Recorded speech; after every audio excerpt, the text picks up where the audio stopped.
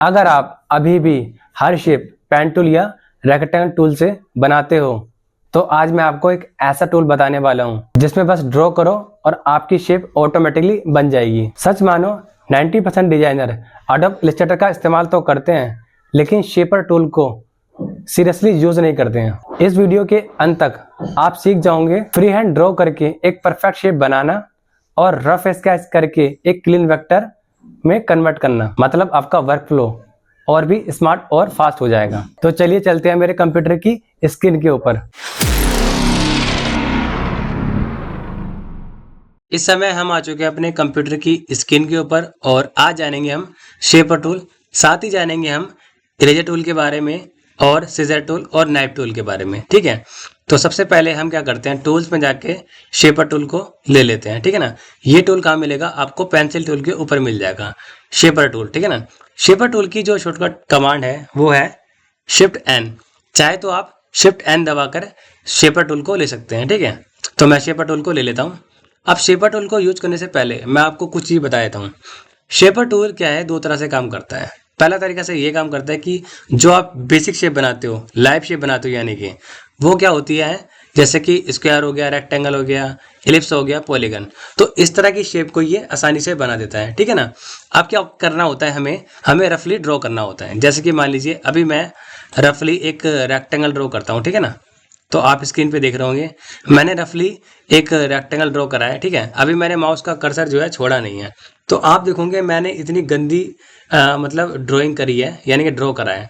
जैसे मैं माउस का जो बटन रिलीज करूंगा तो ये ऑटोमेटिकली परफेक्ट रेक्टेंगल बना के दे देगा। ठीक है, ठीक इसी तरह मान लीजिए अगर मैं सर्कल बनाने जाता हूँ और मैं रैंडम ऐसे ही ड्रॉ करता हूँ कुछ, है ना, सर्कल टाइप में, तो आप देखोगे मैंने जो ड्रॉ करा है काफ़ी गंदा करा है, लेकिन जैसे ही मैं माउस को बटन छोड़ूंगा तो ये क्या होगा, ऑटोमेटिकली डिटेक्ट करके एक सर्कल बना देगा। ठीक है, ठीक इसी तरह मान लीजिए मेरे को एक स्क्वायर बनाना है। ठीक है ना, तो मैं स्क्वायर ड्रॉ करता हूँ तो ये ऑटोमेटिकली एक स्क्वायर बना देगा। मान लीजिए मेरे को एक इलिप्स बनाना है तो मैं एक इलिप्स बनाता हूँ। ठीक है ना, तो जैसे मैंने ड्रॉ करा तो आप देखोगे स्क्रीन के ऊपर ये आसानी से एलिप्स बन चुका है। ठीक है, तो ये काम था शेपर टूल का। ठीक है, अब शेपर टूल का जो सेकंड काम है वो बता देता हूँ मैं आपको। ठीक है, तो उससे पहले मैं क्या करता हूँ, सब ऑब्जेक्ट को सिलेक्ट करता हूँ और डिलीट करता हूँ। ठीक है, अब क्या है कि शेपर टूल जो है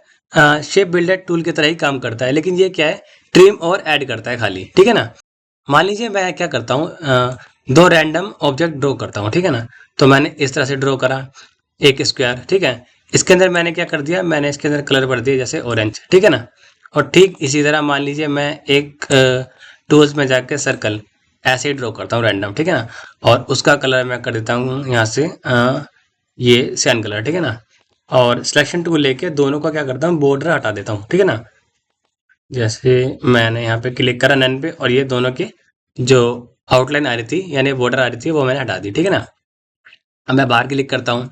अब मान लीजिए मैं यहाँ पे आता हूँ टूल्स के अंदर और शेपर टूल लेता हूँ। ठीक है, अब क्या है कि ये जो ऑब्जेक्ट है ये इसके सर्कल के नीचे है। ठीक है ना, तो मान लीजिए अगर मान लीजिए मेरे को यहाँ बीच में देखो, जैसे मैं ऑब्जेक्ट के बीच में ले आता हूँ तो एक अलग सी लाइन आ रही होती है। ठीक है ना, अगर मान लीजिए मेरे को यहाँ से ट्रिम करना है तो मैं क्या करूँगा, जो शेपर टूल ले रखा है मैं बीच में ड्रॉ करूँगा हल्का सा मूवमेंट करके। देखो मैंने करा ऐसे करके रैंडम, तो क्या करा इसने, दो ऑब्जेक्ट के बीच में ये हिस्सा इसने काट दिया। ठीक है ना, मैं कंट्रोल जेड करता हूँ।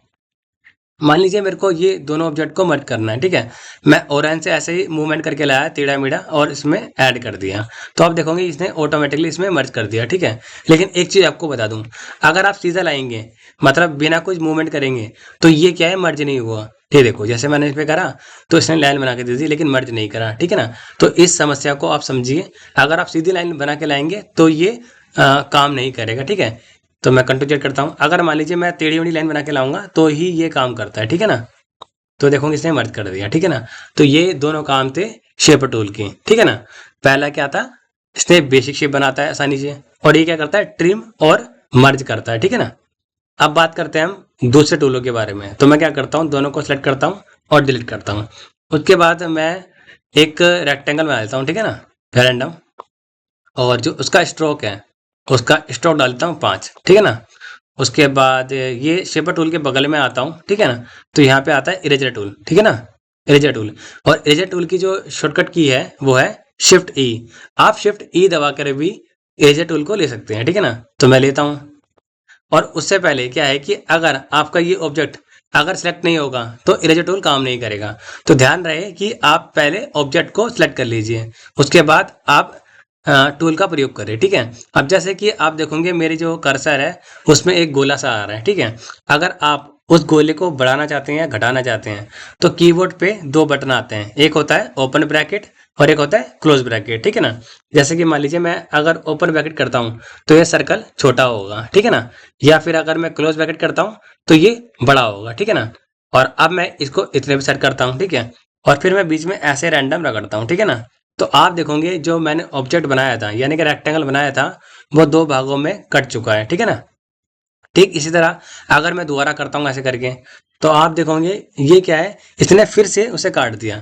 लेकिन ये क्या कर रहा है, इरेजर टूल जब काट तो रहा है लेकिन ये इस तरह से काट रहा है कि ऑब्जेक्ट अलग अलग बन जा रहा है और उसकी आउटलाइन भी बन जा रही है, ठीक है ना।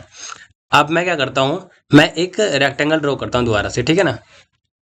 उसके बाद मैं यहाँ पे जाता हूँ इरेजर टूल के नीचे सीजर टूल में, ठीक है ना। सीजर टूल लेता हूँ, ठीक है। ये ऑब्जेक्ट मैंने सेलेक्टेड है, मैंने इस पॉइंट पे क्लिक करा और यहाँ पे ये दूसरे पॉइंट पे क्लिक कर दिया, ठीक है। तो आप देखोगे ये जो ऑब्जेक्ट है क्या हो चुका है, सीजर से कट चुका है, ठीक है ना। लेकिन आप दोनों में अंतर देख सकते हो कि जो इरेजर टूल ने जब काटा था तो आउटलाइन भी साथ में दी थी, लेकिन जब सीजर टूल काटता है तो क्या ये आउटलाइन नहीं देता है। ये क्या करता है, दो भाग मतलब जो मेरा ऑब्जेक्ट है उसको दो भागों में अलग करता है लेकिन आउटलाइन नहीं देता है, ठीक है ना। अब मैं क्या करता हूँ, मैं एक रैंडम ऑब्जेक्ट दोबारा बनाता हूँ, ठीक है ना, सेम ही ऑब्जेक्ट। उसके बाद जाता हूँ मैं यहाँ पे नाइफ टूल में, ठीक है ना।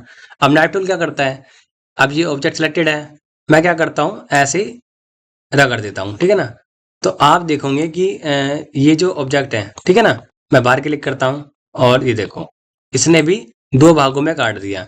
कहने का मतलब ये है इरेजर टूल हो गया और जो नाइफ टूल है ये दोनों एक जैसे ही काम करते हैं, ठीक है। दोनों काटने का ही काम करते हैं। देखो एक बात मैं ये बताता हूँ कि काटने का काम तो तीनों कर रहे हैं, लेकिन जो इरेजर टूल है और नाइफ टूल है ये एक जैसा काम कर रहे हैं। कैसे काम कर रहे हैं, क्योंकि दोनों क्या है काटने के बाद क्या है आउटलाइन को छोड़ देते हैं, ठीक है ना, जिससे हमें दिक्कत ना हो। लेकिन क्या होता है जो सीजर टूल है वो क्या करता है काटने के बाद लाइन नहीं छोड़ता यानी कि स्ट्रोक नहीं छोड़ता है, ठीक है। तो आज की क्लास में हमने ये टूलों को जाना। अगर आप चाहते हो कि मैं ऐसे हिडन टूल पर पूरी प्रैक्टिस क्लास लाता रहूं तो चैनल को सब्सक्राइब करें और वीडियो को लाइक करें और कमेंट में लिख दो नेक्स्ट इलस्ट्रेटर टूल।